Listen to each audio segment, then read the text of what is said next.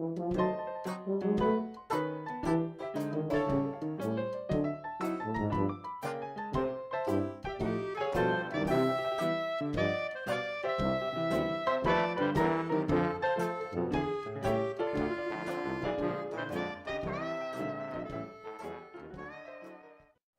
are we? I've graduated from high school. I'm a member of that church. Oh, I had a very interesting experience after I joined that church.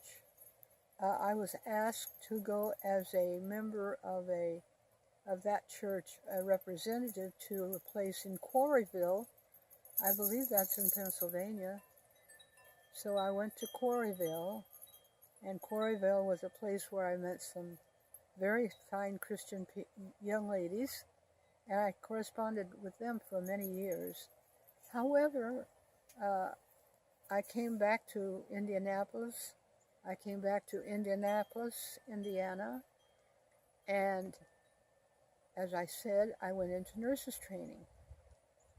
I spent 3 years in nurses training, living at Blue Triangle Hall, and then I graduated. But how'd they treat you at nurses training? Well, I was kind of ignorant. I still didn't know much about Christianity. I didn't know that there was such a thing as persecution, so I didn't know I was being persecuted.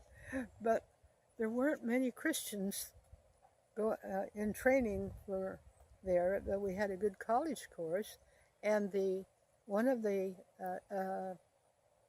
our teachers was a tall lady that was a real Christian, and we had what we called, I forgot what we called it. Every morning we would go down to the basement of the church and the place where we lived, line up and sing a hymn and pray, and that's about all. And we always sang a hymn, and I probably learned the hymns I know, old hymns, from that experience. Another thing that we did there was every time a nurse would finish her course, and we finished our courses not all together because some graduated at a different time from the others, and they had to do so much stuff before they left, and so every time one of the nurses would be finished and go, we would sing a hymn to her. And I've forgotten what the hymn is now, but if I remember, I'll tell you. So I just wanted you to know that that we did have some Christian input at that hospital, but I didn't know what I didn't know what the word persecution meant. I don't remember ever hearing it, but I did know that they made fun of me all the time. Some of the nurses. One time I had to be in the hospital for a few days. I had a very bad infection, and so they put me in the hospital. And the nurse across the way from me, she had lots of visitors. I didn't have any because I was an orphan. I didn't have any family, and but anyway, she had visitors, and most of her visitors, however, were interns, and they'd sit there and they had a good time making fun of me. Well, I'd had that happen to me before, so it didn't bother me. I just listened to them, ignored them. That's the best thing to do. And eventually, however, I did graduate. 3 years, very good, had lots of experience. And then a new period of life began for me. I got a job and worked in a Catholic hospital, and the first thing I told them was, don't put me in the nursery because I can't stand hearing those babies cry. But I ended up in the surgery, and that was more interesting to me. And one day, when I was off duty, incidentally, I lived at that hospital. And one day, on my off time, I stopped in and looked into the operating room, and guess what they were doing? They were delivering twins. That was very exciting to me. In fact, it might have been triplets because it was a very exciting experience. So I lived there for a while, and I kind of backslid. And I have to tell you one of my experiences. The other nurses all smoked. Well, I said, why are you smoking? Well, you'll have to try it yourself and see if you like it. And I said, okay. So I bought myself a pack of cigarettes, and I went to the room. I actually occupied a room where there were 3 beds. So I went in, sat down on the side of my bed, lit up a cigarette, put it in my mouth, and I couldn't see any point in smoking it. Will you put a smoking cigarette in your mouth and that's all you do? I couldn't see any sense in that. So I said to them the next time, they said, well, how did you like smoking? I said, what do you get out of it? They said, oh, you have to learn how to, what is it? Inhale. Or is it exhale? Whatever it is, I said, inhale? Oh, forget that. To me, that was a lot of baloney. So I never learned to smoke. But I didn't stay there very long. I think I worked there about 6 months.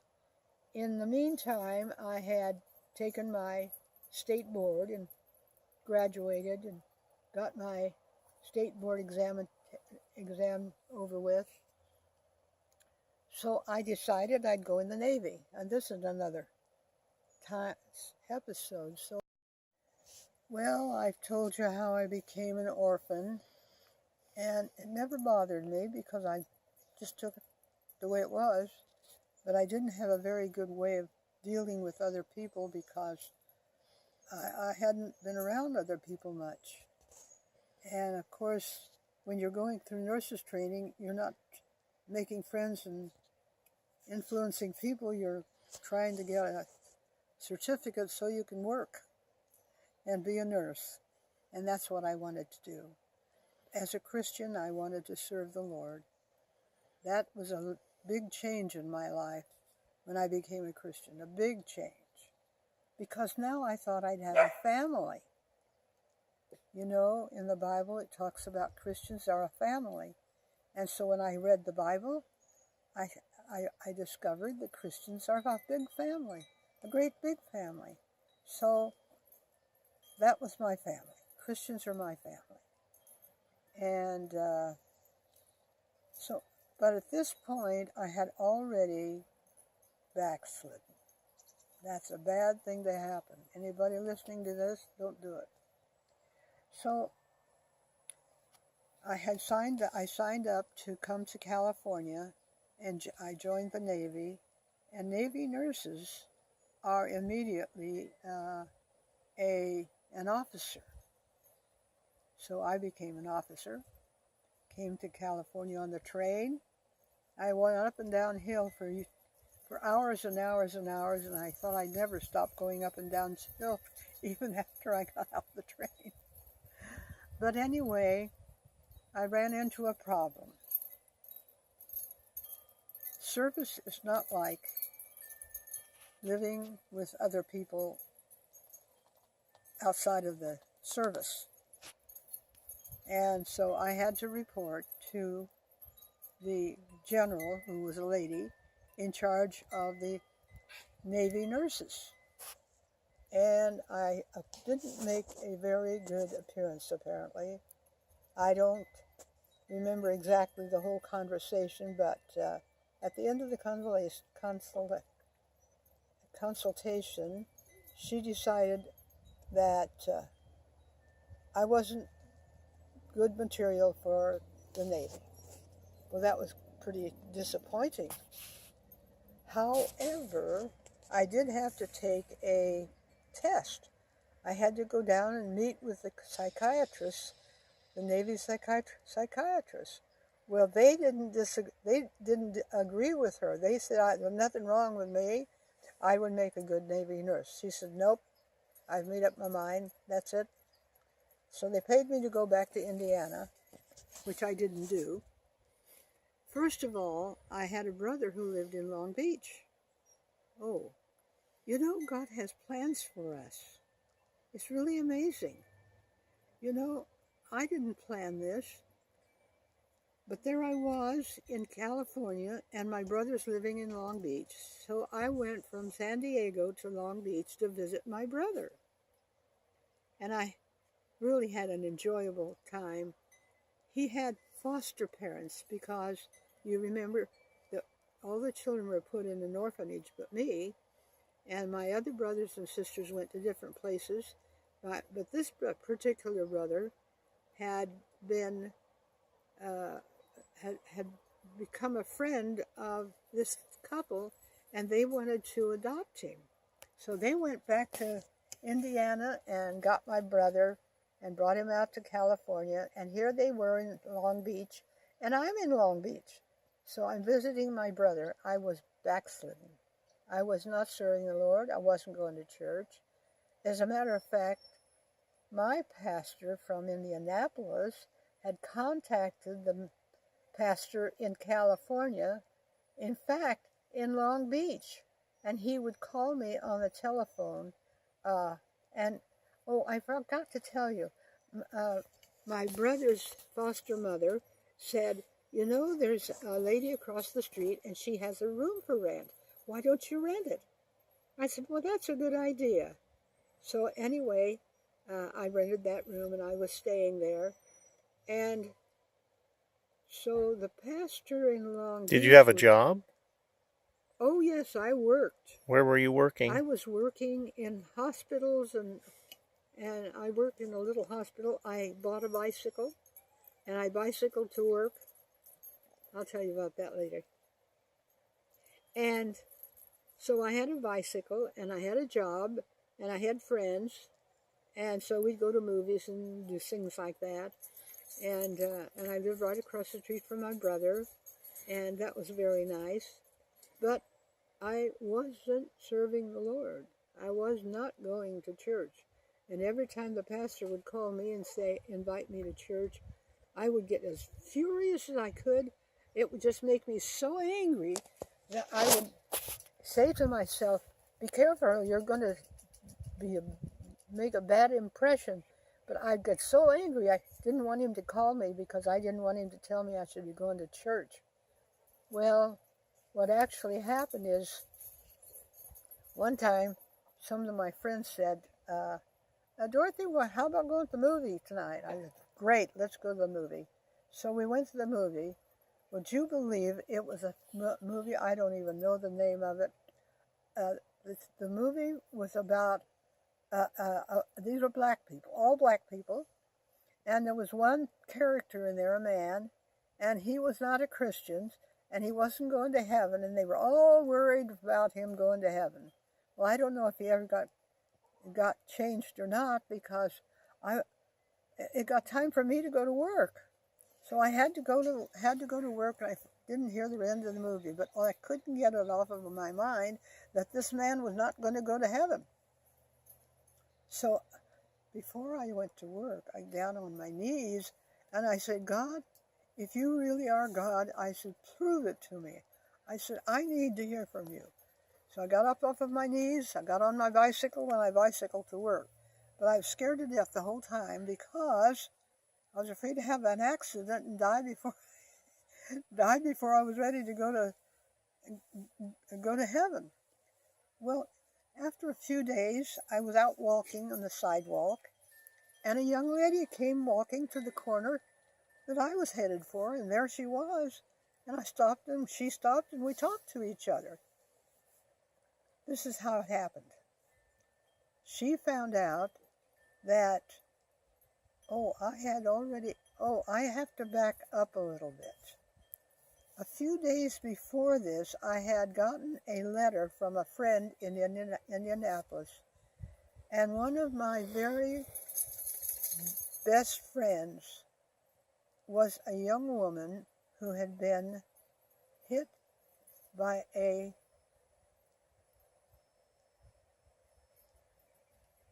like a train. I can't remember what they called it, and was killed. And it really upset me because I knew this young woman, was going to heaven. But I'm not, because I'm not living for the Lord. I didn't know much about the Bible then anyway. And so when I started talking and then shortly after that, I found out that the pastor and his wife that I had known in Indianapolis, who had been like a mother and a father to me when I was growing up as a Christian, had decided to come to San Francisco. Now, what are they doing in San Francisco? Well, you'll find out in a minute. But when I found out they were in San Francisco, I wanted to be in San Francisco. And just about that same time, a young man who had been going to that church and had joined the service came to visit me there in Long Beach. And I didn't know this, but anyway, when he came to see me, I thought, wow, this is pretty good. Maybe this is the guy God wants me to marry. Well, I got a real shock pretty soon. But I decided I wanted to move to San Francisco. And then remember, I met this young lady on the corner? Well, this is part of the tale. Because when I talked to her, this was after I found out that the pastor and his wife had moved to San Francisco. So I was telling her about that. And she says, I have a friend a nurse friend that lives in San Francisco. And she's looking for someone to share her apartment with her. So I said, well, do you suppose she had room for me? She said, well, I'll get in touch with her and find out. So in the meantime, this young man's coming to visit me. And so he says he's going to San Francisco to visit the Offelts too, my pastor and his wife. And I said to him, oh, well, if you're going to go up there, could I get a ride from you? And because I'm planning to move up there. So the friend I met on the corner contacted her friend in San Francisco, who was looking for a roommate, made arrangement to live with her. The young man arranged to take me up there, so I packed up, got rid of my bicycle, because they told me that people don't ride bicycles in San Francisco. Well, that wasn't true. They just didn't know that. But anyway, I didn't take my bicycle. So he came to get me, but surprise, surprise, he had a young lady with him. He was engaged. Well, that was okay. There goes that. So the three of us drove up to San Francisco, and of course I moved in with this Christian lady. I immediately got work because I was a nurse, and I started going to this church.